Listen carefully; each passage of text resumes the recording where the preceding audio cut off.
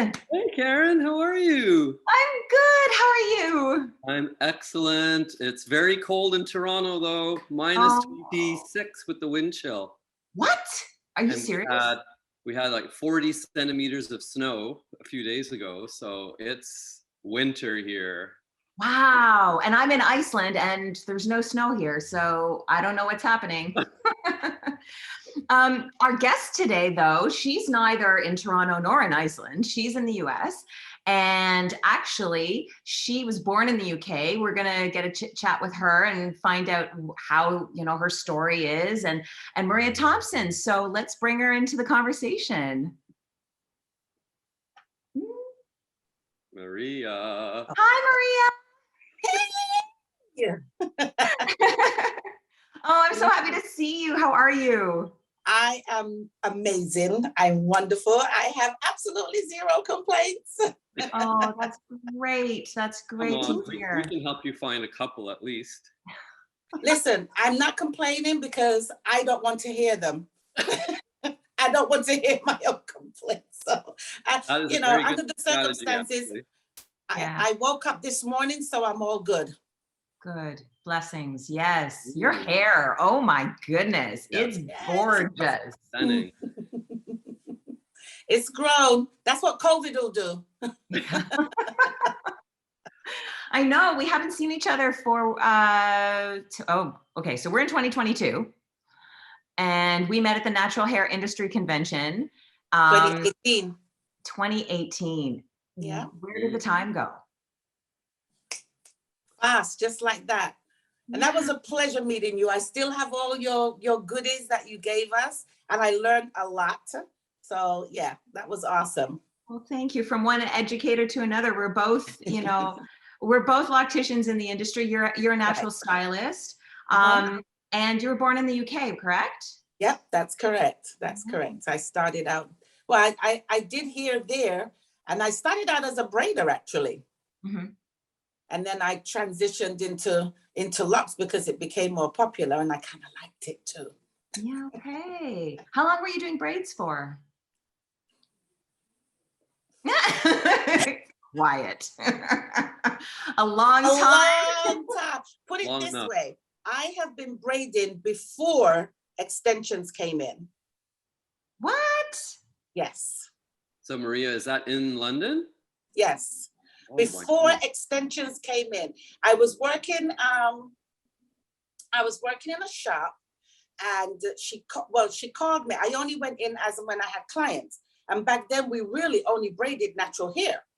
And she called and she said, "Oh, we've got somebody here that wants extensions." And I said, "Extensions?" I said, "I don't know how to do extensions. What's that?" So she said, "Come in." I came in. We went into the back. She showed me a couple of braids and put me on the floor. I still have that picture to this day of my first extensions for braids. Yeah. That's crazy. great that you have. And that was 1976. Oh, my God. well, I wasn't born. That's how long I've been doing hair. So professionally, not just behind the scenes, but professionally. So Karen, you weren't born. That was when I graduated from high school that year. So there's a conjunction, not a conjunction, a connection between Maria and I. So Maria, in London in the 80s, Boy George Culture Club. Yes. And Marilyn was another pretty well-known singer at the time. Yeah, those were a bunch of other musicians and performers started getting extensions in the 80s by this company called Antenna. I don't know if you remember. Okay. So I actually took courses with Antenna, not in London. I took them in Atlanta. That was their distributor facility in Atlanta. And so in the mid 80s, we were doing a ton of extensions, but based on their technique and using their hair. They had a whole system, the hair, and there was this heating clamp that you actually used to clamp the four-strand braid and the hair around. And I think I remember those. Yeah, that was the first I had ever heard of extensions. And so those were like hair extensions. The extensions I'm referring to are doing braid extensions. Okay. Yeah. And that was using Connectlon hair, not human hair. Right. Mhm. So this was a Right. similar material. It was called monofiber. Karen, do you remember Okay. monofiber? Oh yeah, yeah, Yeah. both of those. Very similar. One was the monofiber was a little silkier, and the Connectlon would have that texture, so it would be good for braids. Mhm. Yeah, Connectlon was a lot better because it started out with synthetic hair, and when you burnt the ends, it would, you know, you would have to be very careful. Then you couldn't use your fingers because that would burn your fingers too, and then it left a you know, sticky residue. And then they came up with the Connectlon, which was inflammable, and that was great because when you burnt, you could maneuver, manipulate it the way you wanted it to. Yes, and mold it so that it tapered off nicely. So, you know, we've come a long way. Now they have the hair that's already tethered, so you don't have to, you know, taper the ends. It comes Right. tapered. I'm like, okay. You come out with a style and they'll have the hair made for you. Yeah. Well, and speaking of styles, I mean, you are a pioneer. We know this. You've been, you know, you've seen so many trends come and go and probably come back again. And you know, I happened to notice some of the pictures, the magazine pictures that you posted, and some of the work that you've done. Can you talk about that a little? Yeah, back in the day, that was our social media. Yes. So like Arlette can tell you, Arlette Pender, she can tell you that's how we know each other.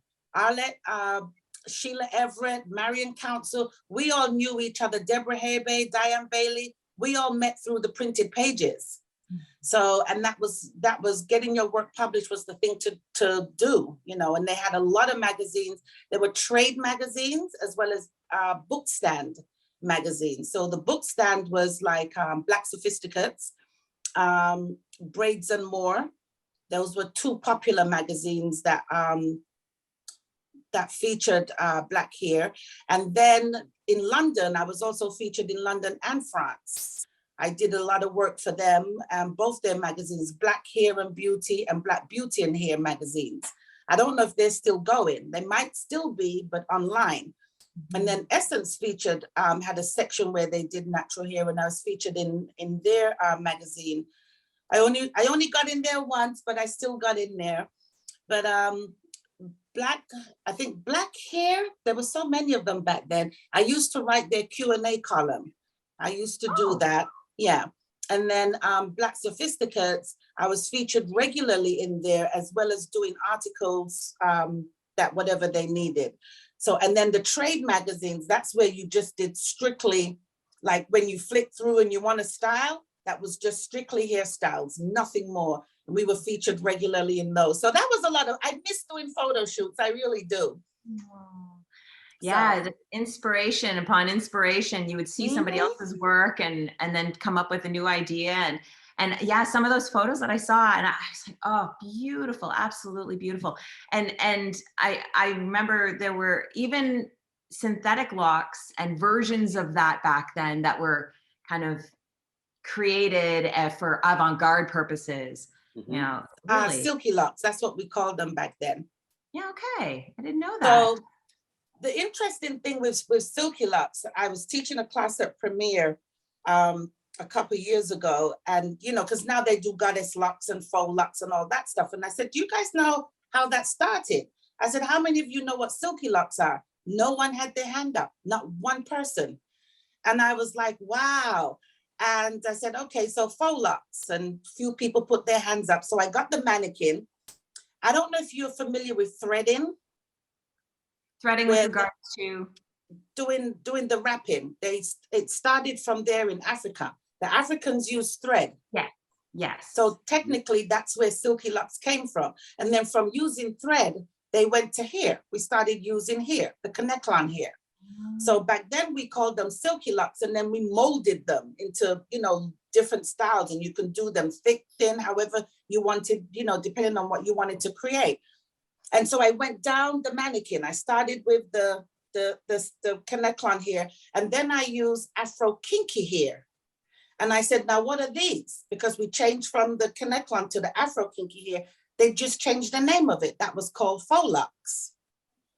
Wow. And then someone decided they wanted to add some wavy hair and leave it hanging. And I went and I did that, and that's called boho locks. And then we had the Lisa Monet. Is it Lisa Monet or Lisa Bonet? Yeah, she naturally has goddess locks. Yeah. That's where the ends have the little curls on the ends. So someone decided to create that. So I went through all the different locking techniques over the years. So you know what year you're born, or what year you start, not born, but what year you started doing here based on what technique you came into. So yeah, it goes way back. And I kind of feel like today the braiders have lost they're just into the styles as opposed to the technique. We've lost the technique ability. Do you think so? Yes, because with braiders, I mean, I even saw someone she posted something called only doing one technique at a time in your salon. And it's like, no, there were so many people who commented and said no, because I know how to do. If you sit in my chair, what kept my clients in my chair was my ability to perform anything they wanted. I also kept the door open in that whatever I didn't know how to do, I didn't have a problem referring them to somebody else. But guess what? They would come right back, because if my client came in and said, oh, I saw something, and I want silky lock, Senegalese twist, and flat twist, I'd be like, no problem. Because I could give them a flat twist at the front. I could end it with Senegalese twist and Senegalese twist, which is the rope twist, and silky locks, and intertwine that into a nice style up top, which was very popular back then. But now you just see one style, knotless braids or stitch braids. I see what you're saying. So, you're talking about having the ability to mix and match different techniques to create even more, variations and results. That makes a lot of sense. I agree with you, And even if you don't mix the techniques, it's just not having everybody walking out, with cookie cutter hairstyles. Right. Everything is now, we've got the butterfly braids. So you either have butterfly braids or what you call it, the knotless or the stitch braids. Yeah, and that's it. But I mean, that just follows trend as well, don't you think? Yes, yes, definitely. Yeah. But see, I'm one of those, I don't believe in, I believe in setting trends. Not, be your own person, do you, just, yes, it's nice to do, like for instance, back in the day, we did what's called mixed braids. So you would have a few braids where it would have a silky lock, a Senegalese twist, silky lock, Senegalese twist, and finish it with a braid. I mean, some styles you could do the whole head like that, but some people, like for me, my signature was just 2 at the front. Okay. That was my signature thing. And what was the transition over to locks predominantly? For me personally, I lived in Hartford, and we had a lot of Rastafarian sisters that were there. Their locks were down to their feet, not even exaggerating, down to their feet. And then one of them, she started styling hers in these beautiful styles. And then, more and more people were locking. And I said, once I get into it, I'm coming to you to learn how to style them. And so, and if people think lock started in Jamaica. That's a misconception. It's a myth. It's not true. Rastafarians mostly in Jamaica. So obviously, they're the ones that wear locks the most, and people just kind of feel like that's where it started, but they just continued the tradition of locks. Then their locks are spiritual for them, and also it's freeform locks. So there's a difference with their locks. Then people started with grooming them and making them neater. So it transitioned into not a spiritual thing, but hey, I love the look, I'm gonna do it. And for me, I was like, man, this is awesome. And then I started seeing the styles, and I also knew that wearing locks was taboo for just the mainstream people in the Caribbean, not just Jamaica, but the Caribbean in general. Did you know that there were some Caribbean islands that you could not enter if you had locks? I don't think I knew that. Brian, did you know that? Yep. I didn't know that. I know people who, a band in particular, when they went to even their own island, only because they lived there. They had to get in, but when they traveled to perform, they had to cover it. Otherwise, they weren't allowed entry, and not just them in general. But anyway, because it was taboo, that's what inspired me even more. And especially with the styles, because I wanted people to see that locks were beautiful. The styling possibilities were endless, that, you know, you could have them neat, you could have them freeform. You know, there's so many different things that you could do and still look elegant and professional. Yeah, very true, very true. Like Yes. you. Yes. So do you still braid as well? I do, but not really. And I didn't bring it. I do have my own hairline that I came up with. I created the curly twist. Oh, tell us more. Which is my own brand. I don't have a pack close by to show you. Oh my goodness, I forgot. I can maybe show you a picture. And people can Google it. Yes. Yeah. Is it on your website? Yes, it is on my website. And that's Maria's a good point. Thank you. twistandcurves.com. Yes. So I came up with my own line, and that was really, really popular. But I stopped making the hair simply because people were getting it confused with the spring twist, the spring twist hair.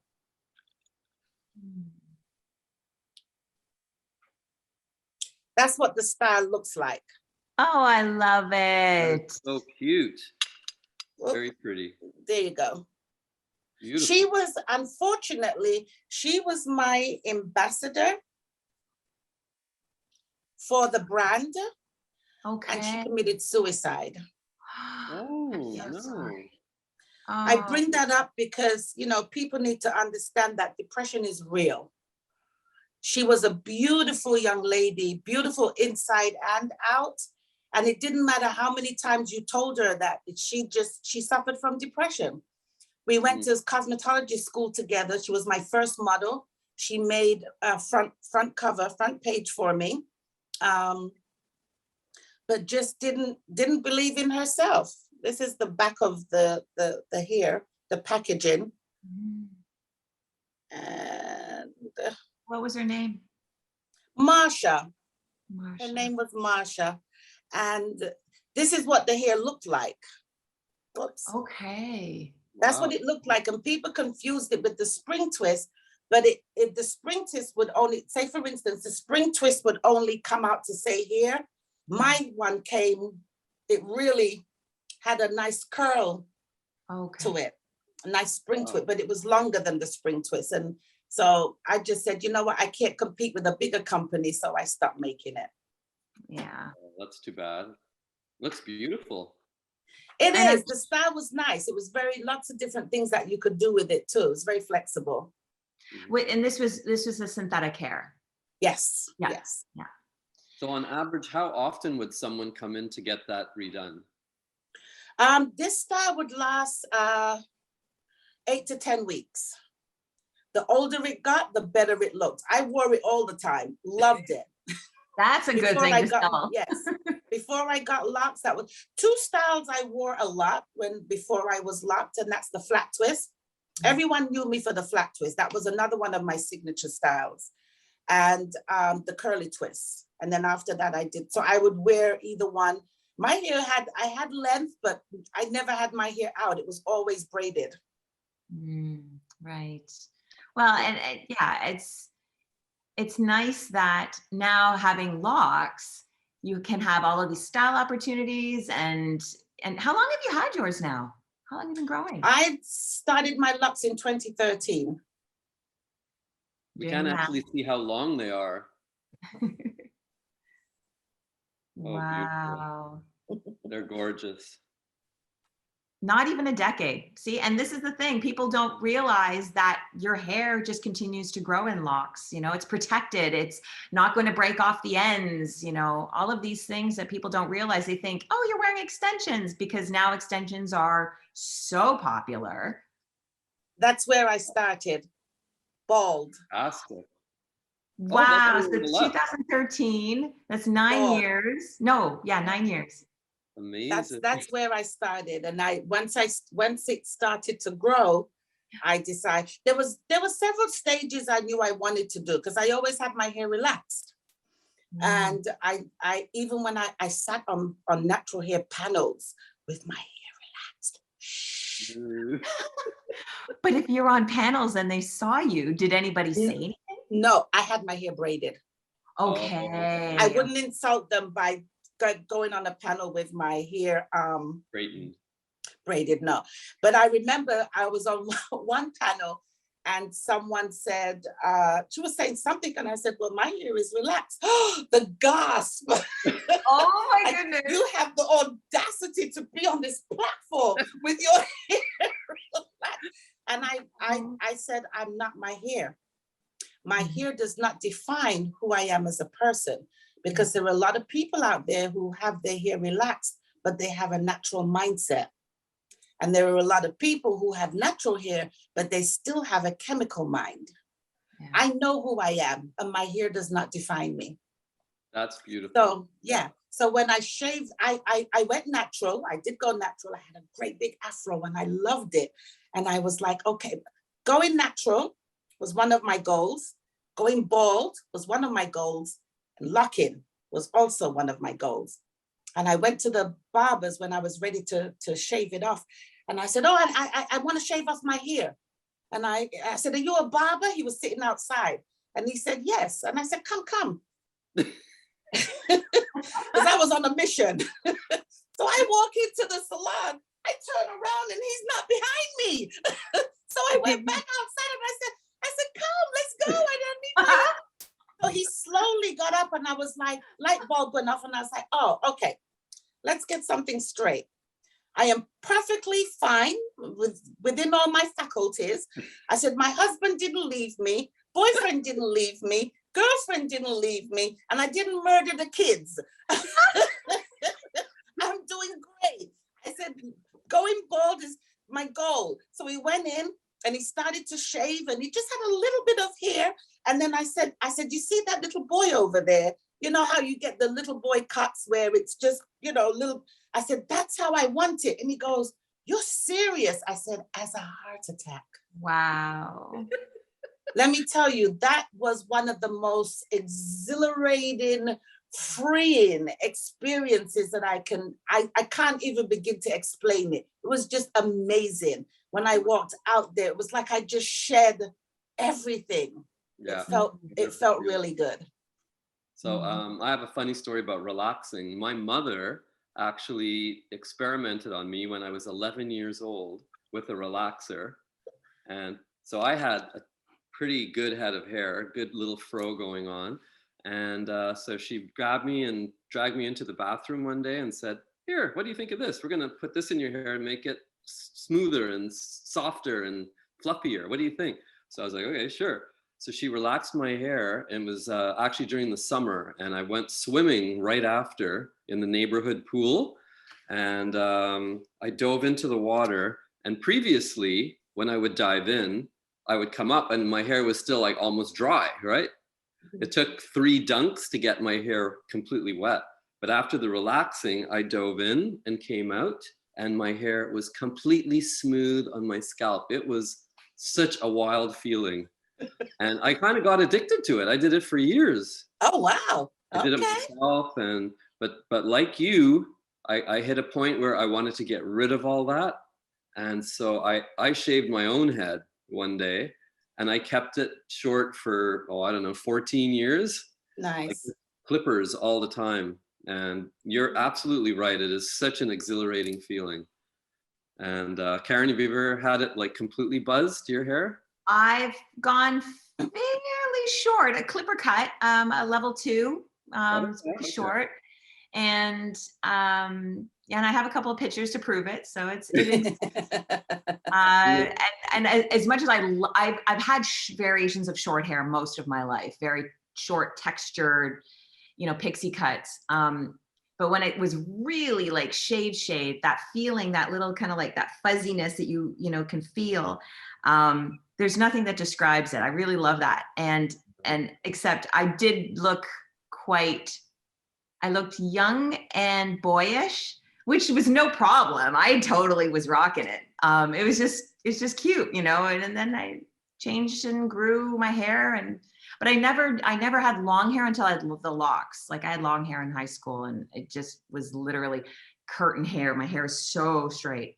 And so, you know, when I talk about this, that I have the locks for volume and texture, and I love that big hair, you know, which I can't, well, maybe my hair's different now because I'm older. So the texture could have changed.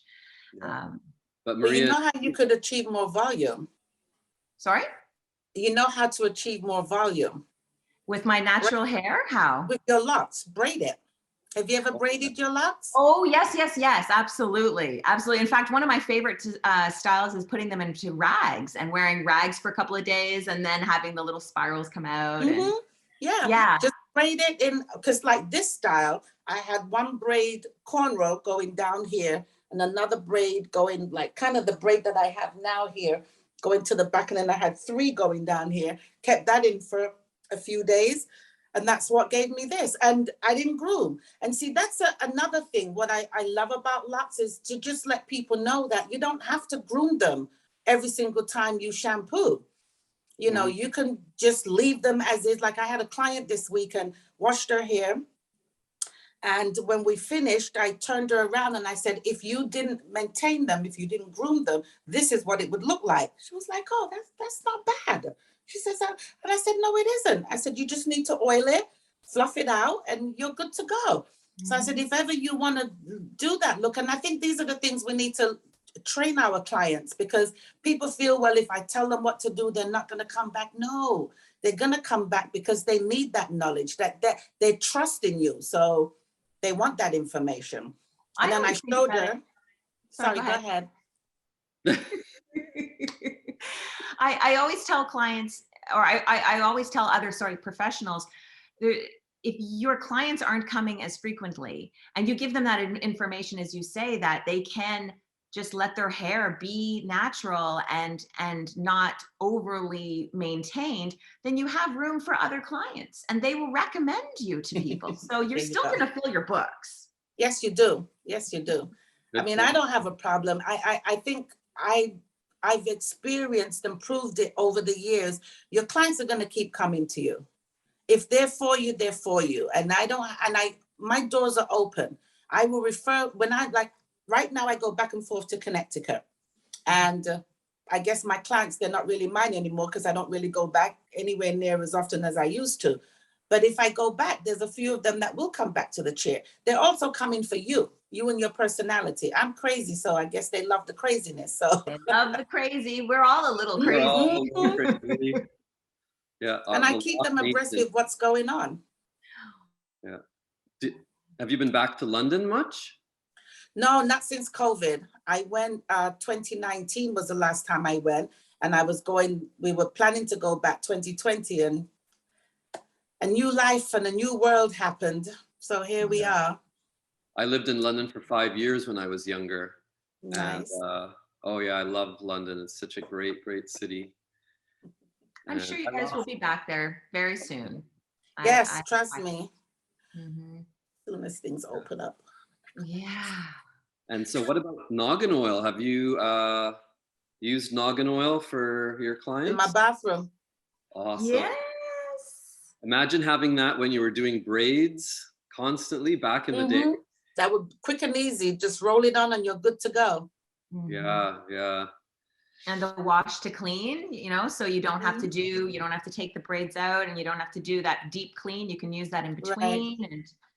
And that's great for locks too. When you know, for us, it's like you wash once a month. So that way you don't slow down the locking process. But I do have some that, you know, I tell them, look, listen, if you've got an itchy scalp and it's really bad, we can do what's called a tidy up. So the noggin oil is great for that, where you can go in and, you know, just kind of gently cleanse the scalp and re-oil, not too much oil because we don't want to add to what's already there, because then that creates buildup. and go from there. So yeah, it's great. Well, Maria, we're going to send you a little extra. So you, Ah, a little love top it. up. And that's what people need to understand. They don't want to use too much products, because too much products, that's what causes buildup. And then you have, you know, too many issues after that. Lint and who else knows what. Yeah. Healthy scalp, clean locks. It That's seems our like a mantra. very simple concept, but people don't really get it. I know. That's the only problem. But I've got all of that stuff outlined in my upcoming book. Oh, great. Yeah. When is that coming out? I'm hoping to have digital by the end of February. I'm working on that right now, because I started with the booklet. So this was kind of a prelude to it.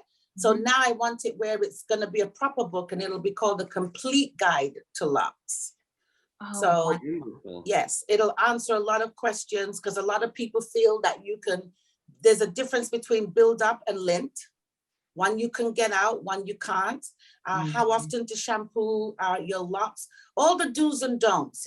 It's basically going to be your guide, and it's geared towards people who want to lock their hair. So for the client, as well as the stylist, where she can have it as a handbook in her salon. Oh, that's great. And you're a plethora of information, you know, and I love how everybody shares their information. It's such a different world. We talked about this from so many years ago, when everything was trade secret, everything in the little tight little community of people. You know why it was trade secrets, Karen? Because, for instance, when I decided to come back into the industry, I spent $1,500 to learn all the things, the extra things that I learned. And when I was in cosmetology school, after paying $7,000 for them to teach me nothing in my arena, and then me having to spend $1,500 on top of that, they had the audacity to say, oh, when you come back, you can show us. No, I can't. No, thank you.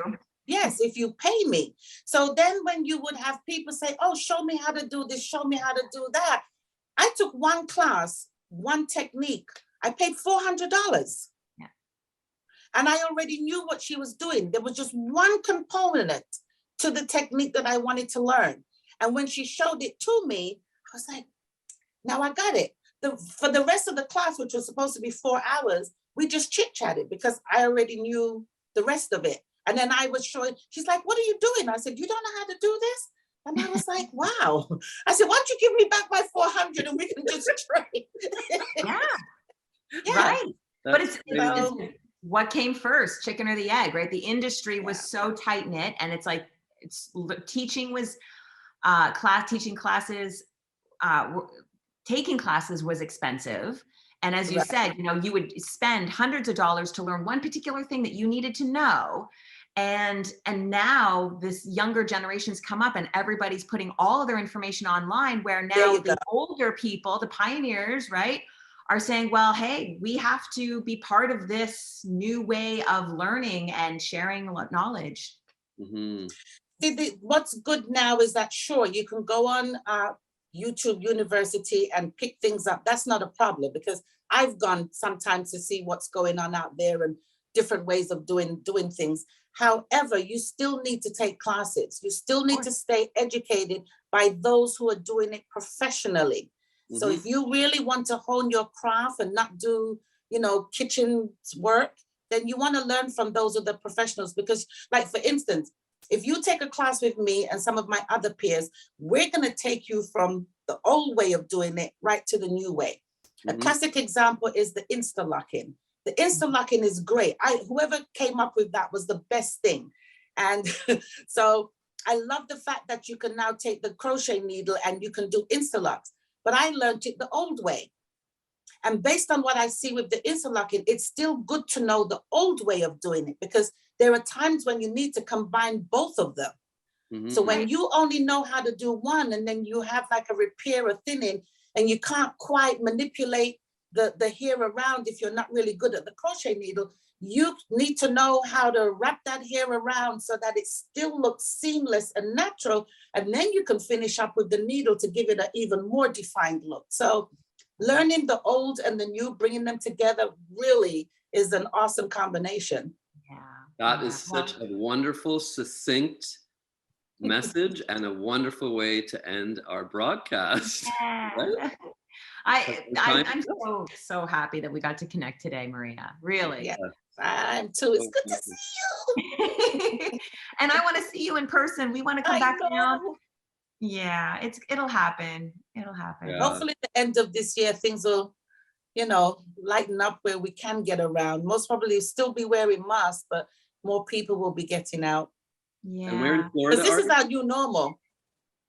Yeah, I yeah. know. Where in Florida are you? Fort Lauderdale. Oh, you're in Fort Lauderdale. Amazing. Yes. I know a few people in Fort Lauderdale. Yeah. Actually, I was supposed to go down to Miami and I had to cancel my trip. So there you go. Well, I you know know, if you get here. Okay.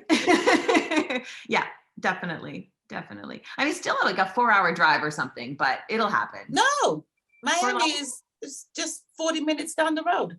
Oh, I'm thinking of St. Petersburg. Yeah, Fort Lauderdale, close. St. Petersburg, yeah, that is 4 hours. That's on the other side. You know my Florida geography, Maria. Come on.